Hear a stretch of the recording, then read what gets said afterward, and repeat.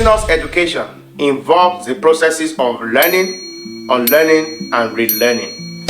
Like I promised in the trailer video, that on this channel, I'm going to be addressing from time to time certain myths and misconceptions about health. Yes. This is going to be a continuum, so get ready to be emptied of all the purulent stuffs that you might have been carrying around about your health. A patient trying to discuss with me in the consulting room, began talking about some of the measures she puts in place in order to ensure she stays healthy. Like what? And as she began talking, she said, "Doctor, I don't joke with my health. I do this, I do that, blah, blah, blah." I kept on listening up until a point. She then said, "Doctor, and in fact, anytime I eat sugary things, I always ensure to take something bitter thereafter in order to neutralize the sugar that I've taken." I'm like, I just smiled, but deep down within me, on the inside of me, I burst into laughter.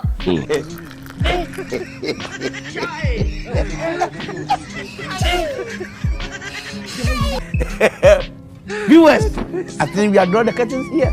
The discussion was actually in the line of preventing diabetes. So as far as she was concerned, that was her way of preventing diabetes. Go back and come again. Well, sounds logical, doesn't it? But that was absolutely far from being correct. This is an example of a situation that highlights the fact that logical does not necessarily mean being scientific or true. I know there might be more people out there who think the same way as my patient and who act accordingly. I'm here to let you know that it doesn't work that way. When you ingest sugary things, in quotes, it raises your blood glucose level. There are about two ways the blood glucose level can be reduced. Number one is by promoting the movement of glucose away from the blood into the body cells where they are used to generate energy.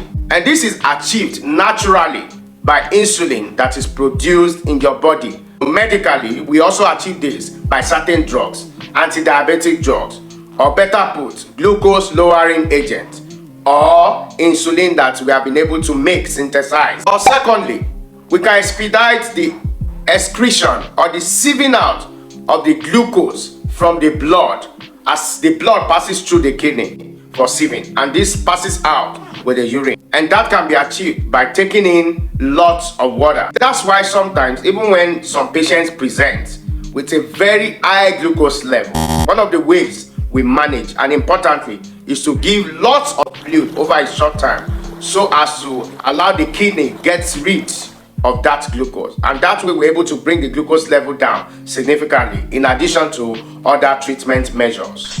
Again, this highlights the importance of taking in enough water per day. So if you are yet to see my video on the Drink Enough Water campaign, you need to see. The link is at the end of this video. So I don't want you to keep getting a false sense of security or protection from thinking that you are cancelling out the effect of the sugary things that you eat by taking bitter stuffs. Okay. On this note, I want to gladly inform you that I'll be starting my video series on diabetes this week. And I'm so sure that you'll be impacted greatly by this video series. Don't let me keep saying this all the time, that you should subscribe to this YouTube channel. So if you are yet to do so, kindly subscribe. I can assure you that the contents coming here on this space are going to be life-changing. Do I need to say like and share this video again? I just said it. See you again in my next video. And until then, remember, your health comes